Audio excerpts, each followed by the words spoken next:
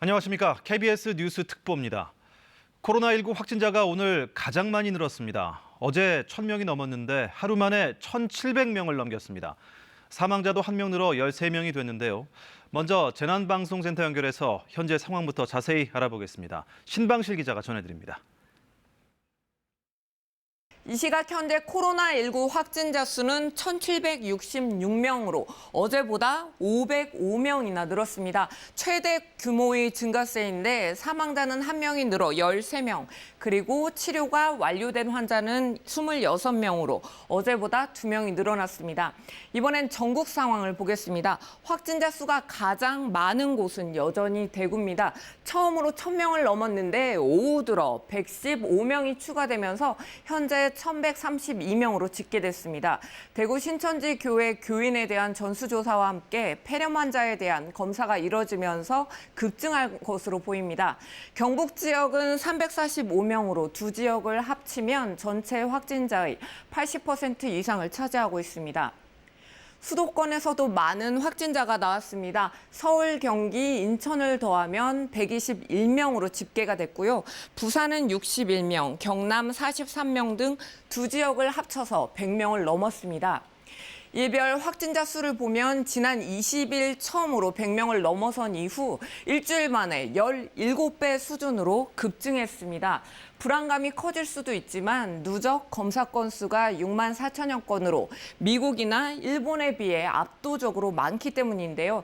이 가운데 61%는 음성 판정을 받았습니다.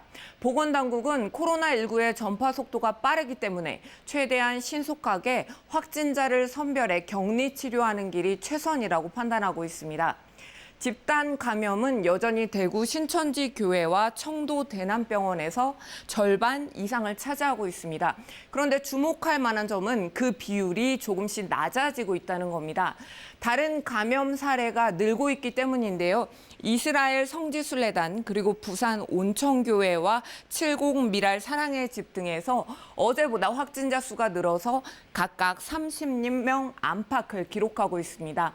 보건당국은 종교 행사와 집단 시설을 중심으로 대규모 전파가 계속되고 있는 것으로 분석하고 경계를 강화하고 있습니다. 오늘 코로나19 바이러스의 유전자를 분석한 결과가 나왔습니다. 이제 백신이나 치료제 개발도 더 가까워졌는데요. 끝까지 피해가 없도록 주의하셔야겠습니다. 지금까지 재난방송센터에서 KBS 뉴스 신방실입니다. 보신 대로 대구 지역 확진자 증가세가 꺾이지 않고 있습니다. 지금까지 1,100여 명이 발생했는데요. 대구에서 처음으로 자가격리 중이던 확진자가 입원을 기다리던 중 사망했습니다. 부족한 병상 등 의료 자원의 한계가 드러나고 있는 상황입니다. 김재노 기자입니다. 오늘 숨진 확진자는 74살 남성으로 과거 신장 이식을 받은 적이 있는 사람입니다. 이 남성은 대구 신천지교회 전수조사 대상자로 지난 25일 확진 판정을 받았습니다. 발열 외에는 별다른 증상이 없어 병상이 확보될 때까지 자택에서 대기 중이었지만 오늘 새벽 호흡곤란이 나타났고 병원으로 이송했지만 숨졌습니다. 이송 과정에서 심정지가 발생하여졌고 도착한 이후에 심폐소생술을 시행하였지만 9시가 지난 시점에 사망하신 것으로 알고 있습니다. 대구시는 환자의 입원 순서는 의료진이 판단한 중증도에 따라 우선순위가 결정된다고 밝혔습니다. 사망자의 경우 발열 외에 특별한 증상이 없어 경증으로 분류돼 입원 대상 후순위로 밀렸다는 뜻입니다. 이에 대해 질병관리본부는 환자의 병세를 좀 더 다양한 각도에서 판단할 계획입니다.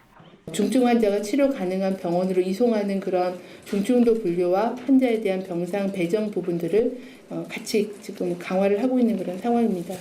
대구시도 입원을 기다리는 환자의 증상을 좀 더 정확히 판단할 수 있도록 하기 위해 보건소 직원이나 간호사가 하던 모니터링 업무를 앞으로는 의사가 진행할 계획이라고 밝혔습니다. KBS 뉴스 김재노입니다. 병상 부족의 결과가 이처럼 드러나고 있는데 병상 확보는 더디기만 합니다. 당국이 병상을 늘리고는 있지만 확진자 수가 급증해 아직도 대구 지역에서는 절반가량이 병실을 찾지 못하고 있습니다. 박영민 기자의 보도입니다. 대구시가 확보한 코로나19 확진 환자용 병상은 모두 1,013개입니다. 그런데 확진자 수가 닷새 만에 200여 명에서 1,100여 명으로 늘어날 정도로 증가 추세가 가파릅니다. 특히 대구 신천지교회 신도 가운데 발열 등의 증세가 있다고 답한 신도들 검사 결과가 속속 나오기 시작해 확진자는 더 늘어날 가능성이 큽니다. 이 때문에 국군 대구병원 등의 음압병상 확보를 위한 공사를 하는 등 이달 말까지 1,300병상을 확보할 목표지만 늘어나는 환자를 감당하는 것은 쉽지 않습니다. 병상도 넣어야 되고 청소도 해야 되고 시설도 만들어야 되고 통로도 만들어야 되고 이런 거 하다 보면은 시간이 하루씩 걸리는 수가 있고. 병상이 확보되더라도 확진자를 즉시 입원시키기 어렵습니다. 병원에 입원 준비가 필요한 데다 구급차나 음압카트 같은 환자 이송 시설도 부족하기 때문입니다. 병원에서도 환자들을 입원시키기 위한 준비가 굉장히 까다롭습니다. 그렇기 때문에 한 병원에 병상이 있다고 해서 하루에 한꺼번에 많이 이렇게 입원시킬 수 있는 부분이 아닙니다. 현재 대구의 확진자 가운데 입원 치료를 받고 있는 환자는 전체의 절반 수준에 불과합니다. 확진 환자를 제때 치료하려면 병상과 함께 의료진과 환자 이송 시설 확보가 시급합니다. KBS 뉴스 박영민입니다. 어제 중국 우한에서 신천지 교회가 운영된다고 언급한 신천지 관계자의 녹취를 공개해드렸는데요. 신천지 측이 처음으로 중국 우한 지역 신도수가 모두 357명이라고 KBS에 밝혀왔습니다. 다만 우한 지역 신도들은 국내에 입국하지 않았고 우한 이외 중국 다른 지역 신도들은 국내에 입국했었다고 설명했습니다. 이유민 기자입니다. 이달 초 부산 신천지교회 한 설교자가 신도들에게 우한지 교회가 존재한다는 얘기를 꺼냅니다. 중국 지금 보니까 700명이 넘게 죽었잖아요. 확진자가 4만 명이 넘잖아요. 그 바람지도 우리 지도에 있는 곳이라니까. 우리 정도는 하나도 안 그랬어. 신천지 총회본부 측은 그동안 우한의 신도수를 공개하지 않아왔습니다. 그러나 신천지 신도들의 확진 판정이 폭증하자 입장을 바꿨습니다. 신천지 본부는 KBS에 우한 지역 성도수는 357명이라고 집계한 이메일을 보내왔습니다. 하지만 우한 신도들 중 국내 입국자는 없다고 선을 그었습니다. 우한의 정확한 신도수를 재차 확인하자 부정확한 수치임을 인정하기도 했습니다. 부역장이라고 하는 분들 수치가 되는 거였죠. 그때 지금은 정확치가 않습니다. 중국은 357명이란 숫자도 약간 오차가 있을 수 그럴 수 있습니다. 홈페이지에서는 우한 이외 중국 지역 신도들의 입국 현황이라며 별도 자료를 공개했습니다. 지난해 12월부터 현재까지 우한 외 중국 지역에서 88명이 한국에 입국했으며 이 가운데 39명은 중국으로 다시 출국했고 나머지 49명은 서울과 경기 등에 있다며 확진자가 폭증하는 대구 경북에는 가지 않았다는 점을 강조했습니다. KBS가 종말론 연구소를 통해 입수한 지난해 4월 신천지 측 내부 자료에 따르면 중국 내 신천지 신도는 우한을 비롯해 베이징과 상하이 등 중국 19개 도시에 걸쳐 있고 모두 15,000명에 이릅니다. KBS 뉴스 이유민입니다. 정부가 전국 약국을 통해 마스크 공적 물량을 팔겠다고 한 첫날, 약국을 찾은 손님들은 빈손으로 돌아가야만 했습니다. 우체국과 하나로마트에도 고객들의 문의가 빗발쳤는데요. 정부는 마스크 수급 불안에 대해 사과하고 내일부터 약국 등에 공급하겠다고 밝혔습니다. 조혜진 기자입니다. 약국 문을 열기도 전인 이른 아침. 오늘부터 약국이나 공급을 한다고 나왔지 않습니까? 오늘은 좀 기대하시고 오셨겠어요, 그럼? 그렇죠. 문이 열리자마자 받지만 마스크 매대는 여전히 비어 있습니다. 이르면 오늘부터 마스크 공적 물량을 판매한다는 말을 믿고 찾은 소비자들은 허탕을 칠 수밖에 없었습니다. 일회용이 팔지 않아가지고 사지는 못해. 다른 데 돌아다녀봐야죠, 뭐. 정부에서 좀 빨리빨리 대처를 해야 되는데 그렇지 않으니까 좀 아쉽죠. 오후에도 마찬가지. 하도 물어보니 마스크가 없다고 써붙여놨습니다. 약국에 공적 물량을 공급할 판매처에서도 아직 보냈다는 소식이 없어 약국도 난감합니다. 들어와도 한 약국에 100개씩, 한 사람이 5개씩이니 20명이 사가면 끝입니다. 확인을 해봐도 지금 당장 들어오는 게 아니고 3월 초쯤이나 돼야 들어올 것 같다고 얘기를 하더라고요. 다음 달 초부터 마스크를 팔기로 한 우체국과 하나로마트에도 문의가 종일 이어졌습니다. 판다던 약국에는 없고 중소기업 유통센터가 운영하는 백화점 한 곳에선 갑자기 마스크를 팔았습니다. 혹시 2번 사갈까 손에는 구매 도장까지 찍습니다. 11시부터 판매가 된 데 갖고 세수도 안 하고 그냥 일어나자마자 양치도 안 하고 막 뛰어나왔어요. 아들까지 데리고. 이곳에 온 고객들은 운 좋게 마스크 5장을 구했지만 다른 대부분 지역에선 오늘도 허탕을 쳐야 했습니다. KBS 뉴스 조혜진입니다. 한국은행이 기준금리는 연 1.25%로 동결하면서도 올해 경제 성장률 전망치는 기존의 2.3에서 2.1%로 내렸습니다. 코로나19로 소비나 수출, 수입 모든 측면에서 당초 예상보다 크게 위축될 것으로 전망되기 때문입니다. 이주열 한국은행 총재는 특히 코로나19가 다른 감염병보다도 우리 경제에 충격이 클 거라고 했는데요. 서영민 기자가 분석했습니다. 수출로 먹고 사는 우리나라. 반도체나 석유 제품, 자동차 LCD 등을 만들어서 전 세계로 수출하는데 중국과 홍콩으로 가는 게 30%가 넘습니다. 중국 의존도가 높은데 수출만 그런 건 아닙니다. 중국에서 우리가 수입하는 제품을 한번 보면요. 1차 금속산업 중간재는 세계에서 가장 많이 수입하고 전자 화학 제품은 2위, 기계와 자동차 운송 제품은 3위입니다. 전체적으로 보면 미국에 이어서 중국에 대한 중간재 수입 의존도가 세계에서 2번째로 높습니다. 결국 우리나라는 수출과 수입 모두 중국과 긴밀하게 연결돼 세계 제조업 가치 사슬의 핵심 축이 됐고 국민소득 3만 달러 시대를 열 정도의 경제적 성공을 이룬 거라고 말할 수 있는 겁니다. 이런 중국에 대한 높은 의존도는 부메랑이 돼서 코로나19로 인한 중국 경제 충격의 여파를 가장 많이 받는 나라로 우리가 꼽히는 이유가 됐습니다. 현대차가 중국에서 수입하는 단 하나의 부품 때문에 공장을 멈춰 세워야 했던 게 단적인 예입니다. 우리 기업들, 중국발 코로나19 사태가 6개월 이상 지속된다면 수출은 9%, 매출은 8% 줄어들 수 있다고 우려합니다. 피해 업종은 모두 우리나라의 핵심 제조업, 그러니까 수출 주력 품목입니다.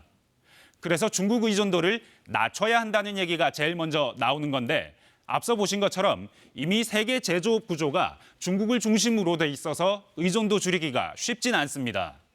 게다가 지금의 피해 예측은 우리 국내 생산에는 문제가 없을 때 얘기입니다. 국내 확산된 코로나19 때문에 국내 공장이나 시설이 멈춰선다면 경제 미집 파장은 더 커집니다. 다시 말하면 국내 코로나19 확산을 막는 게 경제 회복에도 핵심 과제인 겁니다. KBS 뉴스 서영민입니다. 코로나19로 어려워진 자영업자들을 돕기 위해 임대료를 깎아주거나 안 받겠다는 건물주들이 늘고 있죠. 정부가 이런 착한 임대인을 지원해 임대료 인하를 유도하기로 했습니다. 깎아준 임대료 절반은 정부가 분담하고 공공기관도 임대료 인하에 동참하기로 했습니다. 오수호 기자가 보도합니다. 손님이 끊긴 상인들을 돕기 위해 임대료를 깎아주겠다고 나선 건물주들 모두 자발적으로 결정했습니다. 예를 들어서 뭐 세제 혜택이라든가 정부 측에서 발표를 좀 해주시면은 백명되는 그 지주분들의 건물들도 많이 옆에서 협조하시고 참여해 주시지 않을까. 그래서 정부도 힘을 보태기로 했습니다. 깎아준 임대료 절반은 정부가 분담하겠다는 겁니다. 월 100만 원의 임대료를 50만 원으로 줄이면 이 돈의 절반을 세금에서 빼주는데 올해 상반기까지 적용할 계획입니다. 다만 법 개정이 필요합니다. 정부가 당장 할 수 있는 대책도 내놨습니다. 전통시장 등 특정 시장 안에서 20%가 넘는 점포가 임대료 인하 혜택을 받으면 시장 전체의 화재 안전 시설을 개선해 주기로 했습니다. 또 정부 청사 등에서 장사를 하고 있는 상인들은 임대료를 3분의 1로 줄여주고 공공기관들도 동참합니다. 코레일, LH공사, 인천공항공사 등 임대시설을 운영 중인 103개 모든 공공기관이 임대료 인하에 동참하게 될 것입니다. 8천여 개 점포에서 임대료를 최대 35% 깎아주는데 총 300억 원 정도로 예상됩니다. 정부는 또 소상공인을 위한 추가 지원 방안을 내일 발표합니다. KBS 뉴스 오수호입니다. 대구에 다녀온 적이 없으면서도 대구 신천지교회에 다녀왔다고 거짓말을 해 보건소에서 코로나19 검사를 받은 20대가 구속됐습니다. 이 남성은 유튜버를 따라했다고 했는데 법원은 코로나19 사태가 심각한 상황에서 죄질이 불량하고 비슷한 범죄가 또 생길 것이 우려된다며 구속했습니다. 오현태 기자가 보도합니다. 28살 A씨는 지난 21일 경기도 용인시 처인구 보건소를 찾았습니다. A씨는 대구 신천지교회에 다녀왔다고 했고 코로나19 검사를 받았습니다. 결과는 음성이었습니다. A씨는 그러나 대구 신천지교회는커녕 대구에도 다녀온 적이 없었습니다. 보건소에 거짓말을 한 겁니다. A씨의 거짓말은 지난 23일 A씨가 다른 사건으로 경찰 조사를 받으면서 드러났습니다. 배달 일을 하던 A씨는 식당 공금으로 담배 등을 샀다가 경찰 조사를 받게 됐는데 최근 대구를 다녀와 코로나19 검사를 받고 자가 격리 중이라고 말했습니다. A씨에게 별다른 증상이 없는 게 이상하다고 생각한 경찰은 A씨의 동선을 추적했고 최근 대구에 간 사실이 없는 걸 확인했습니다. 실제 대구를 갔다고 한 날짜에 대구 방문 사실이 확인되지 않고 다른 곳에 지역에 있었던 것으로 확인되고 해서 A씨는 경찰에 추궁해 유튜버들이 하는 것을 보고 따라했다고 거짓말을 자백했고 곧바로 구속됐습니다. 법원은 코로나19 사태가 심각한 상황에서 죄질이 불량하다며 구속이 안 되면 비슷한 범죄가 발생할 수 있다는 점 등을 고려했다고 설명했습니다. 2015년 메르스 사태 당시에도 비슷한 일로 한 남성에게 징역 6개월이 확정된 사례가 있었습니다. 검경은 이달 중순부터 코로나19 허위 신고 등에 엄정 대응하기로 방침을 세워 실행하고 있습니다. KBS 뉴스 오현태입니다. 신천지 교주 이만희 총회장이 신도 숫자를 축소 제출한 혐의 등으로 고발된 사건에 대해 검찰이 수사에 착수했습니다.